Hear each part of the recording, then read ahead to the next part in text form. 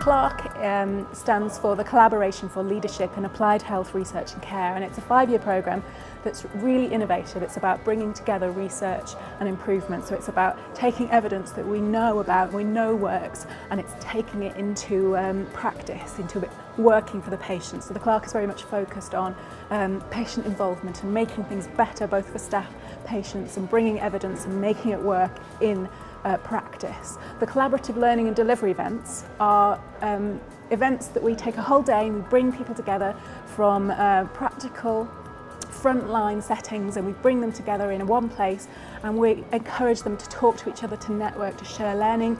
We bring experts in who are experts in the field, and they tell us all about the latest developments, and we also have workshops, so it's very practical events as well, bringing people together to help them to put into practice some of this knowledge that we've shared. I mean, if we look at what's happened to the health service over the last 10 years, there's undoubtedly been dramatic improvement in the standards of care which we've delivered.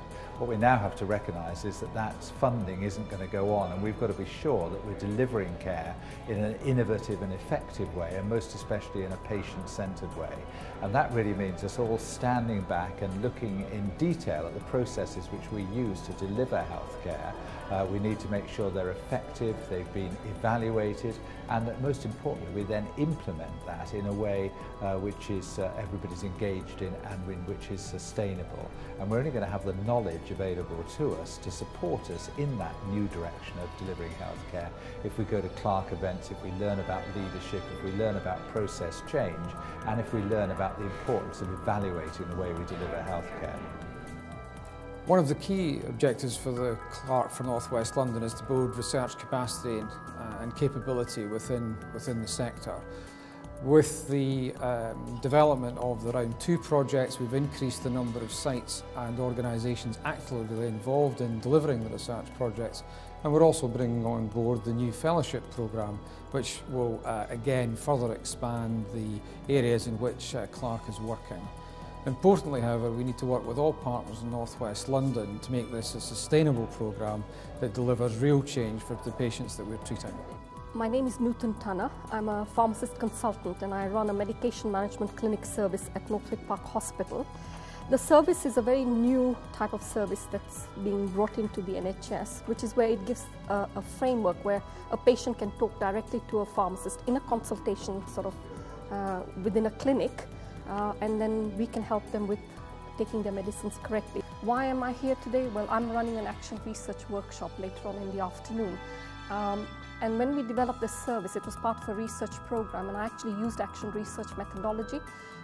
It's a methodology that's validated for service delivery development. It gives you a feel of coming into a setting where you can't actually control for any variables, but where you're working with a multidisciplinary team, you're working with patients. Patients have the ability to make input so that they help inform how the service is going to be developed. And it's something that you link up with management, with commissioning. So I used action research methodology, a technique that allows all these constructs to be brought together to help develop the service. And I think that's what's made it actually successful. What I'm interested in and what I'm here today for is to talk about how the design process or the experience design process can be used by all sorts of different people who work in healthcare.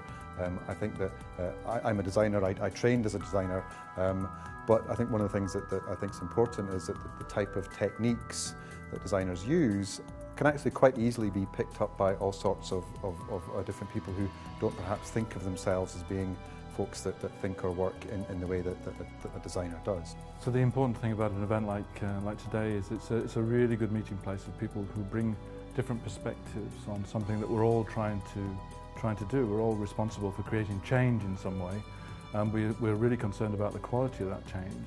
Today's been all about how we can begin to bring together aspects of good clinical research with improvement science and methodology. I think we've learnt that in fact it is actually more difficult than people think, and I think this is an important message for round 2.